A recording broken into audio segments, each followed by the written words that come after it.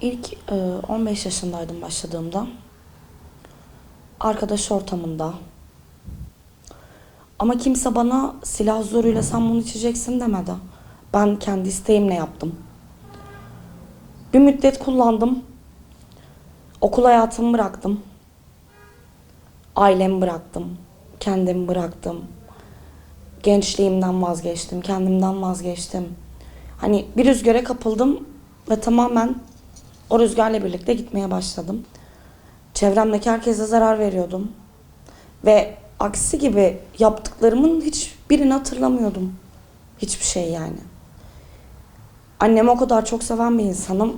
Ama ona bile birçok şey yapmışım. Kısaca uyuşturucu benim hayatımı bitirdi, hayatımı mahvetti. Ya zaten hani uyuşturucu öyle bir şey ki hiç ummadığın anda pat diye karşına çıkabiliyor. Sen istemesen bile gerçekten seni buluyor. Ve çevremdeki birçok insan, arkadaş, işte akraba vesaire kişiler birçok kişi kullandığı için hani direkt aradığım zaman ulaşmam ve bana onun gelmesi çok kolay ve rahat oluyordu. Bir de bayansın. Bayan olunca daha çok özen gösteriyorlar uyuşturucu satan kişiler.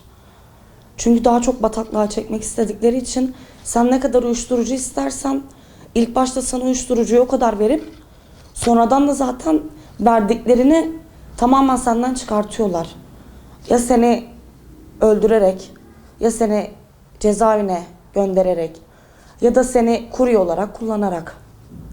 Ve ben ilk başlarda uyuşturucu satan, işte uyuşturucuyu temin ettiğim bir kişi elinden zaten zor kurtuldum. Kuryelik de yaptım sırf uyuşturucuyu alabilmek için. Çünkü öyle bir şey ki hani beynin, aklın, kalbin, varın yoğun sadece uyuşturucu. Ondan başka hiçbir şey istemiyorsun. Ha, kafası ne? Ne yaşıyorsun? Hiçbir şey. Hiçbir şey yaşamıyorsun. Sadece sana ne yaşatmak istiyorsa onu yaşatıyor. Sen kendi hayal gücünü yaşıyorsun. Kuryelikte yaptım. Birçok kişiyi hani canını da yaktım.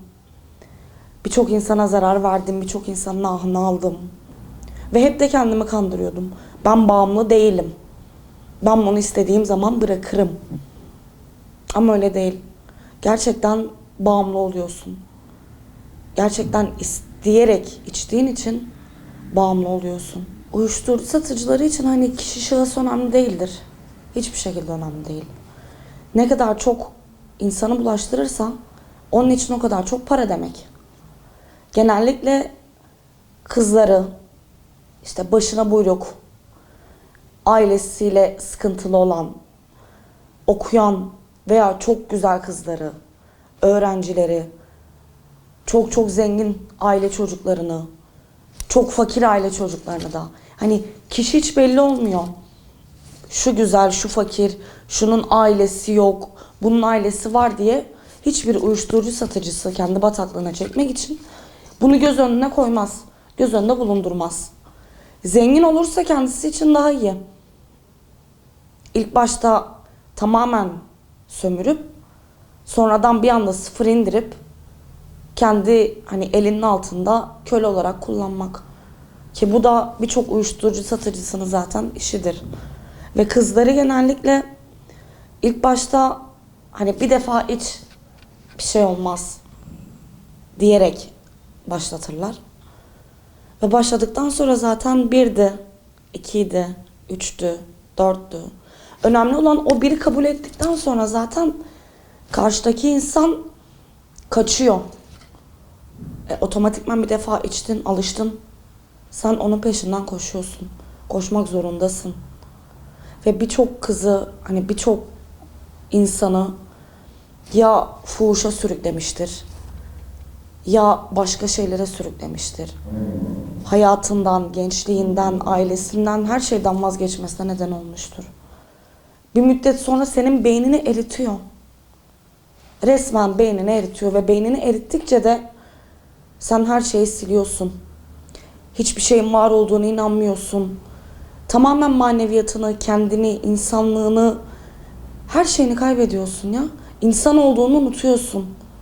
Çünkü beynin tamamen hani bir şeyin, bir maddenin etkisi altında ve gün geçtikçe eriyor. Ve ben nasıl kurtuldum?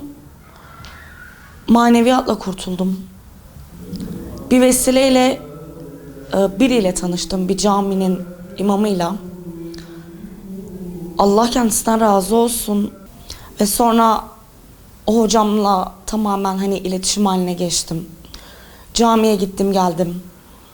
Kendisi hani ne dese yaptım. Kapandım onun sayesinde.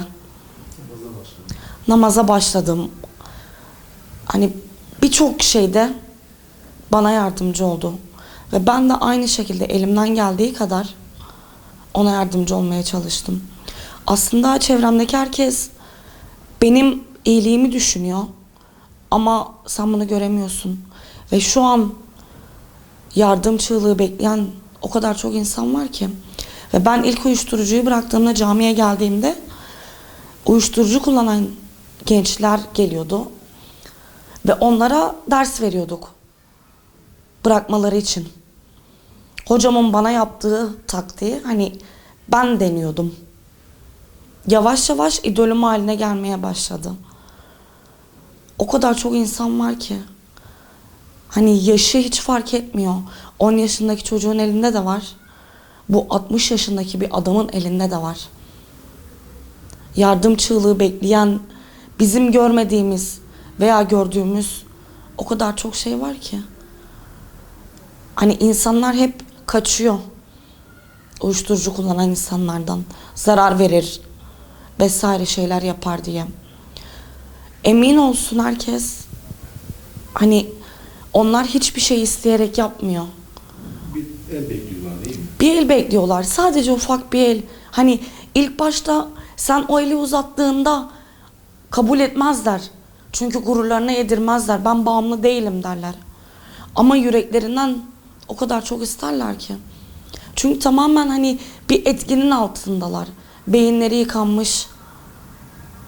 Ve insanlara yardım etmek için, o yardım çığlıklarını duymamız için, görmemiz için biz de kendi kulaklarımızı kapatıp gözlerimizi kapatıyoruz aslında. Hani tırnağın varsa başını kaş derler. Şu an o durumdayız. Aman diyoruz, uzak dursun bizden. Hiç o insanı kurtarma derdinde değiliz. Benim evladım da başlar, benim çocuğum da başlar.